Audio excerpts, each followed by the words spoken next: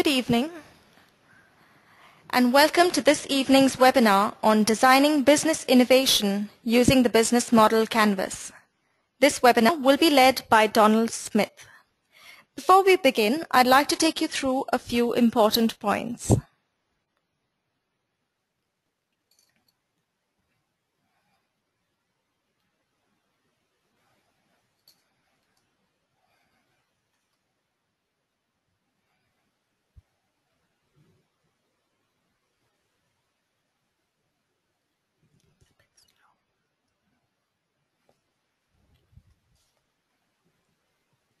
Links to the webinar presentation and recording will be made available to you within a week after today. Please type out your questions in the chat box as they occur to you. We will allocate time for Don to answer your questions at the end of the presentation.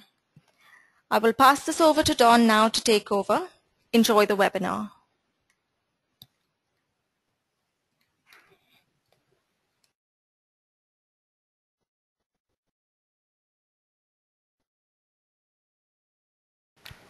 Thank you, Megha. Thank you, everyone, for attending. So, my name is Don Smith, and I am the founder of a company called FutureSmith. I have been the director of the International Process and Performance Institute, which is also known as IPAPI, for about 8 years. I have been a repeat entrepreneur. I've started companies. I've taken them from startup to sale. I've purchased companies, and so I enjoy the experience of entrepreneurship, and I like to help other people with that process. I am a certified business process professional, CPP, and a certified process expert. I've been consulting and teaching in the GCC region and in the Middle East since about 2007. So I'm based out of Boise, Idaho in the USA, and for those of you who may not know where that's at, because even a lot of people in the US don't know where that's at, I thought maybe I'd show you here. It's a great place to live. So why is innovation so risky today? Well, it's primarily because of complexity. Our world is completely complex, and most people will not argue that it's becoming more complex. But where does this complexity come from? Well, it comes from change. Change in resources, change in context. And so these changes in resources, knowledge, skills, natural resources, there's all types of resources, and they're constantly in flux. New technology is constantly coming along.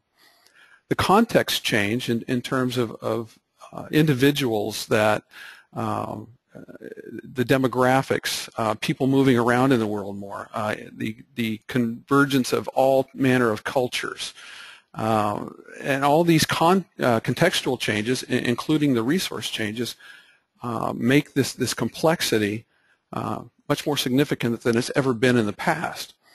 And so all this complexity actually facilitates or brings about this significant amount of business uncertainty. It also drives something called industry clock speed. And so industry clock speed is this idea that industry is churning and creating new things so much all the time that the clock speed or the amount of change within industry has been increasing in greater speed than it ever has. So we have this increasing clock speed that is very much a challenge to deal with.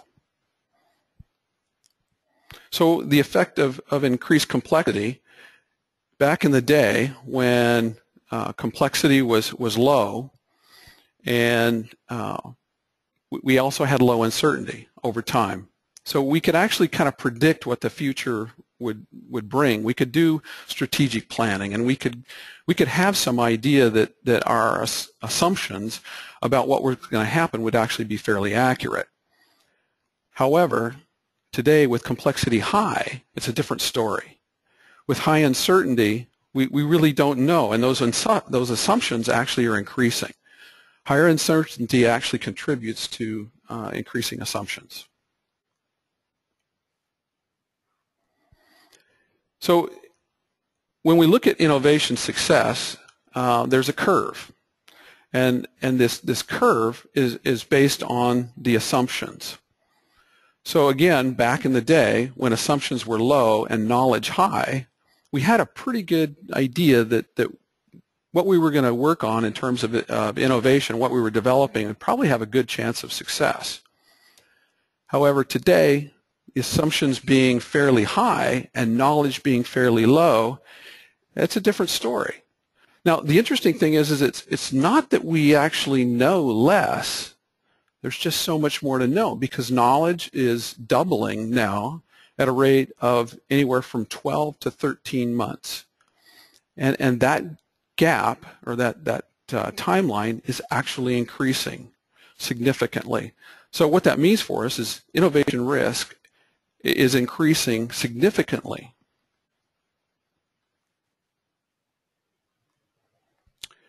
And so there's actually more. So what I want to talk about now is the concept of value proposition maturity. And I'm not talking about organizational maturity. We think about organizational maturity for the organization itself. And organizations follow a maturity curve. However, value proposition maturity is something completely different in that an organization can have multiple value propositions. And the organization might survive in terms of its maturity for a much longer period of time. However, value proposition maturity is actually quite a bit different. And so companies that were formed, or value propositions that were formed in the 1800s to 1900s, typically would have a very long lifespan, and their maturity, reached somewhere between 50 and 75 years. And one of the examples of that would probably be Kodak. Kodak, a company that developed the cellular media for photography. That company, that value proposition lasted for quite a long time. Take another company like IBM. IBM, when they made tabulators back in the early 1900s, the value proposition for tabulators was somewhere around 35 to 40 years. And so what we're seeing is that, and then you look at the subsequent products like the centralized computing, the mainframe computing, the lifetime maturity of that actually was somewhere around 30, 35 years. And then desktop computing came along, and they were a big player in the desktop computing. And so the life cycle of that was actually somewhere around 20 years. And so what we see is that value propositions are consistently becoming shorter in terms of their lifespan and their maturity, to the point now that we're actually seeing value propositions coming and going in a matter of just a 2 or 3 years. So this increases not only the need for innovation, but it makes it much more difficult to actually repeat it in a timely fashion. So we need help. We need some way to actually create repeatable innovation. So today's business realities are that with all this complexity and with the value propositions expiring at a much tighter rate, very few plans are actually surviving a planning horizon. So that your strategic planning that you've got going, which has horizons of 5 to 10 years, are very difficult to see any success in. Growth can no longer be planned long term. It's impossible. There's too much happening and too close a cycle. And what we're seeing is that as resources and contexts are changing so rapidly, opportunities are emerging much more quickly. And so these opportunities are actually very dynamic, and they're constantly emerging. But the problem is that if we don't actually take advantage of these opportunities, they become threats because our competitors recognize them or new entrants recognize them. And so these missed opportunities actually become threats. So what do we do about it? Well, so I'm going to suggest that what we need to do is build dynamic growth. And we need to build into the organization the capabilities of dynamic growth. And so I believe that actually starts with embedding and infusing an entrepreneurial mindset and culture in the organization. It means taking a different approach to strategy and making it an emergent or interactive strategy. Employing customer-centered service design, making sure that we're actually building services that satisfy the customer. And then adopting a culture of learning over knowing. It's not what we know anymore, it's how fast we can learn. But then there's also this idea of practicing business model thinking. And that's actually what we're going to talk about, is how we actually incorporate business model thinking and use it to drive innovation. So what's a business model? Well, frankly, it's an abstraction. It's a view. It helps us understand what a business is from a high level. And it describes the core logic of how an organization actually creates a value proposition, then actually fulfills the value proposed, but in the end, captures value in return.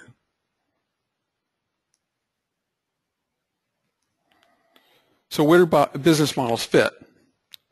Well, there's a common misconception that a business model is actually representative of an organization, or that the organization has a business model.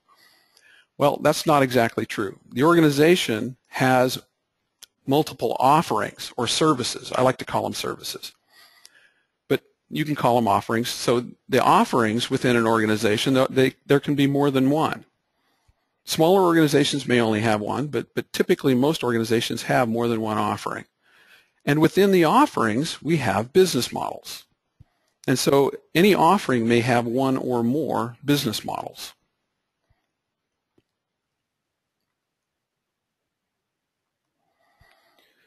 So there's actually a number of business model frameworks. And IBM was one of the first to actually create a tool using what they called component business model. And that's an interesting tool to play with. It's actually been around for quite a while. There's also business reference model. It's a little more complex, but it's actually fairly widely used, and so is this SO business model. So what we actually want to do with these frameworks is in understanding business models is to actually create a common platform of understanding so that when we're describing and talking about business models, we're talking the same language. So if those are business models, then what is business model thinking? Well, frankly, it's not actually doing business models. A business model is actually the engine that drives demand creation. And so it's just like an engine. And so there's issues with performance. And so when we have performance problems, understanding how the model works helps us either solve the performance issue, and sometimes we need additional performance beyond what the current model is designed to do. So we may make modifications to it to get the additional performance. A key driver of organizational performance is customer demand, and what we're trying to create in these business models is customer demand. So business model thinking, therefore, is thinking systematically about how the component parts of the business model actually works or doesn't work. Anticipating the effects of what's going on in the environment, which is back to the resources and the contextual changes that are going on. What's going on in terms of resources? Being able to anticipate those changes and then understanding what it is that we can do with the business model to change.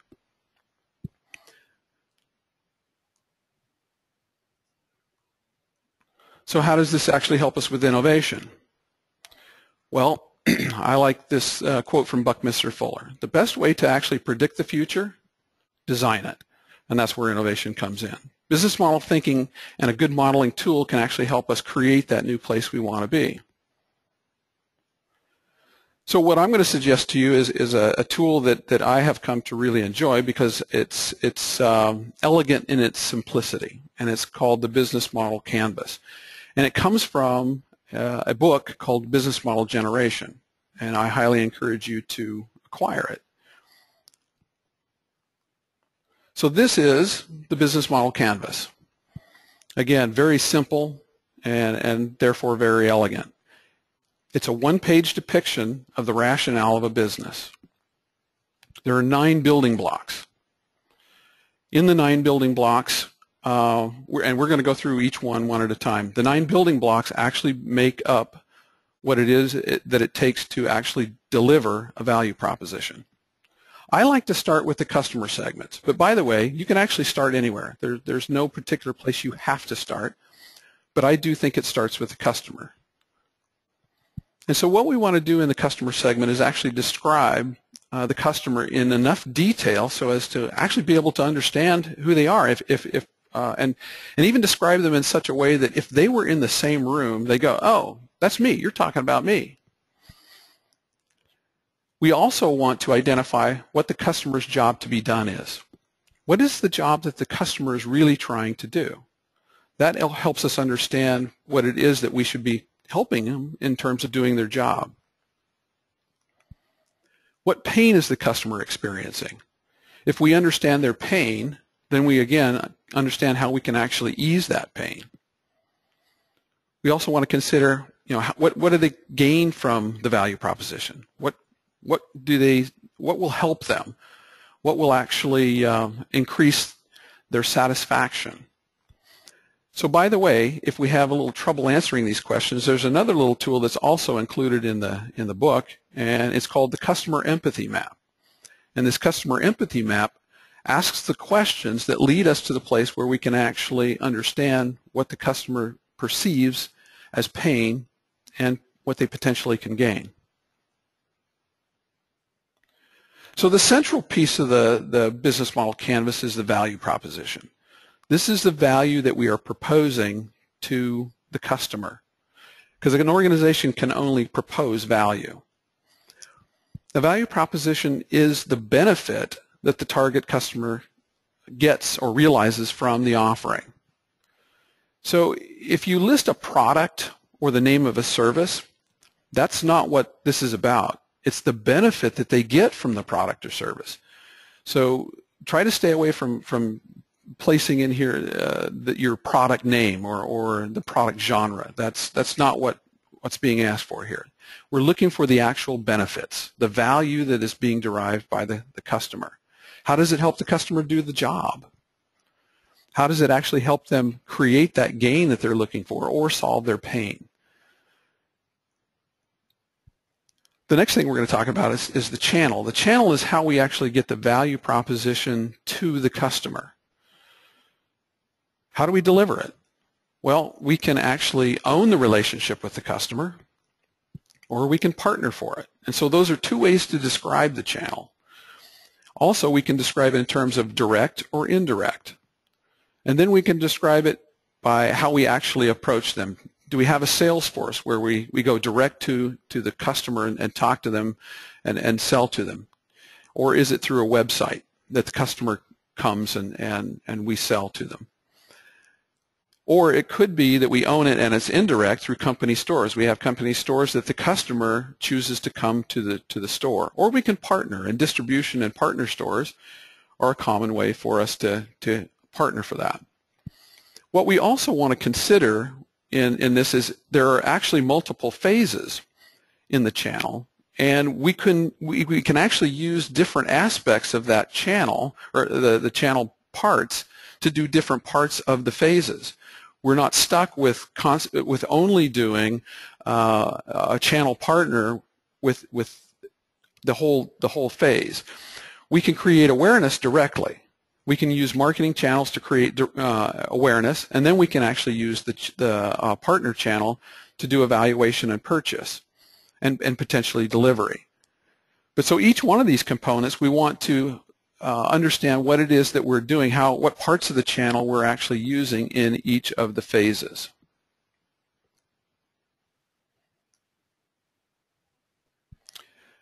So now we're going to go to customer relationships, and so the heart up there in the upper right corner is, it kind of depicts how do we create customer love, and so it characterizes the relationship types. And we do that because there's also different phases of creating or maintaining the customer relationship. We're going to do acquisition. How do we get the customer? Then how do we retain them? And then how do we actually either continue to sell to them or upsell to them? So the categories here actually include things like personal assistance. So we actually have a person or a person that will help people, but dedicated personal assistance is if they have a person that they are designated to talk to. Self-service is one way. Automated self-service. Then we have communities. So some of the communities are like Skype or the open source. And then there's also this idea of co-creation, which is other people like you did this or bought this. So this is the right side of the model. The right side actually corresponds to the very bottom of the map, and it's the revenue stream. So revenue streams are how we actually bring revenue into the organization. It describes the revenue model. What does the revenue look like? Is it transactional or is it recurring? Do we actually sell it, the whole thing? Do we charge for the use? We can have a subscription. We can do advertising. We can do licensing, brokerage fees, lend, rent, or lease. So these are all different ways that we can actually bring the revenue in, and there's probably others that you may think of. And there's different pricing mechanisms that we can consider as well. There's fixed pricing and then there's dynamic pricing. So under fixed pricing, we can charge a list price. We can have it based on a base price and additional features. We can segment it by either a value market or a luxury segment, or we can actually price it by volume. In the dynamic pricing side, we can negotiate a price. We can actually do it by yield, which, by the way, is the way most produce is sold. It's the way energy is sold. Oh, I'm sorry. Real-time market is actually how energy is sold. And then there's also an auction. So dynamic pricing, fixed menu pricing, and all of these can actually relate back to the other components.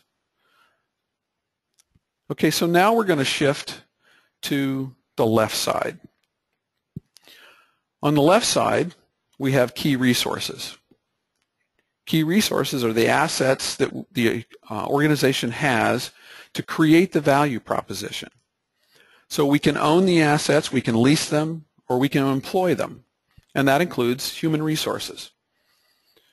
So all the things that we need to actually create the value proposition in terms of resources, they can be described as physical, it could be intellectual property, it could be financial resources.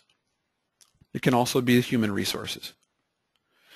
Now, if we can actually have the key activities.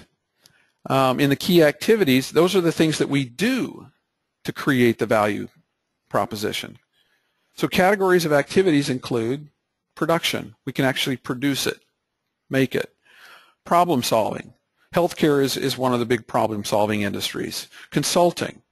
So solving problems is a category. Research and development. We may actually do production, but we also may do research and development. So sometimes there are combinations here. And then there are some activities that are platform-based, like Microsoft. They create a platform with the Windows operating system for software to be developed for that platform. eBay, they don't actually make anything or aggregate anything. It's a platform for people to sell products. And then, of course, there's Visa and MasterCard, which are platforms for merchants and consumers. So if we don't actually do it and we don't have it, what we need to do is partner for it. And so partnerships are actually a way for us to, especially in this day and age, actually create a significant advantage. Because when the environment gets fairly complex, some things that we were able to do before very well, or resources that we had that were valuable, either they're no longer valuable, or we just don't do them as well.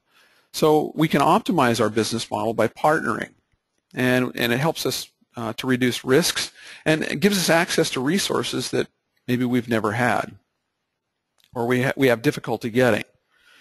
So there are 4 primary types of partnerships. There's the typical buyer-supplier. There's joint ventures where we actually, two companies go together and create a separate entity. Then there's also strategic alliances. So one of the most recent ones that I find interesting is the one with IBM and Cisco in terms of creating a storage appliance that is something that the cloud computing people are really interested in. And then there's co-opetition. So one of the most interesting co-opetition stories is, of course, Samsung and Apple. And so Samsung and Apple, are constantly in this love-hate relationship, suing one another. But the truth is they actually can't function without each other. So at least for now. So those are the types of partnering. So all of this left-hand side represents the cost structure. And so this cost structure can be described. And so there are two primary drivers for costs. And one is actually a cost-driven product where cost matters. We want a lower cost. But then there's also a value concept, which, where the value being offered is offered as a luxury or it's a premium product. And so the value is more important than the cost. We can also characterize those by they're fixed, there's variable, there's economies of scale. Economies of scale is where we have the ability to produce so much that incremental costs go down. Economies of scope are where we actually create enough products. Procter & Gamble is kind of one of the examples used here, where we're already creating dish soap so we can create laundry soap and all kinds of other types of soap, and so that's the economy of scope. So these describe the costs. So now if we sit back and look at this, we see the entire structure of a business. And so this actually gives us an interesting perspective. So this perspective, what we can do is we can say, well, what if we were to change a particular area? How would that differentiate us? By the way, we can also use this to understand our competitors' business models, and we can analyze their model, compare it to ours, and say, okay, what's different? What particular areas are they strong? Where are we strong? Where could we actually shore ours up compared to theirs? But we can also look at other business models, even in companies that are not in our same area. How are they succeeding? So, there's been a big move in a lot of companies to move to the free-scription business model, which the free-scription business model is like Skype. Most of the users of Skype don't pay anything. 10% of the users of Skype are the ones that actually pay something and make the business work. Well, how could we actually implement the free-scription model? What would that look like? In the areas where we're not so good in terms of the key activities, is there a partner out there that actually does that activity better? So what the business model does is actually allow us to be able to get back, step back a ways and look at what we could change. In the customer segment, another thing that can be considered is, what if we were to look at somebody who's a non-customer? Is there a way that we actually could serve the customer segment that is not a customer? What would it look like if we did that? So this is a tool to be able to do what-if scenarios. What about this? What about that? And move the puzzle pieces around to see what it looks like. So again, the business model actually gives us the ability to look at a business from a systematic point of view. It helps us recognize other business model types. Once we've done it a few times, we can actually look out in the world and go, oh, they have that business model, or they have this business model. We can compare and contrast the strengths and weaknesses and conceptualize the modifications that we might make to our own business models or the new business models that we could create.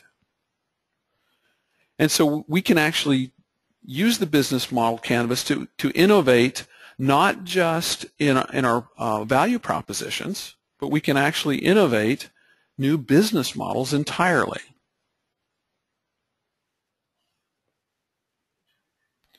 So now, I guess it's time to open it up for questions.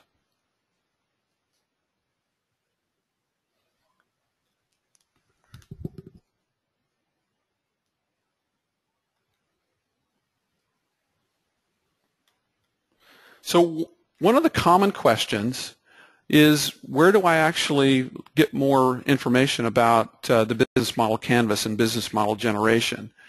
So there's actually a website that is businessmodelgeneration.com. And on that website, you'll find business model canvas, you'll find some other resources, and you'll also find that there's a new resource, there's a new book called the Value Proposition Generator. And so it's a new companion book to the business model generation book. And I think you find that interesting too in developing new and innovative value propositions.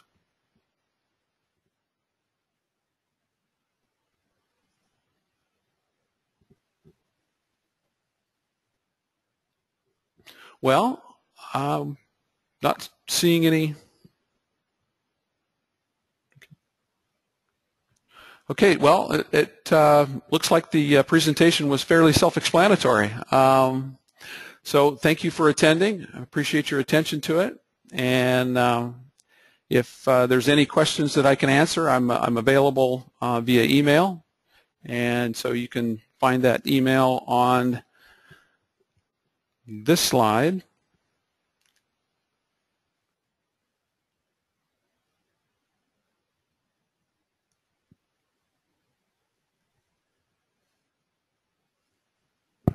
Thank you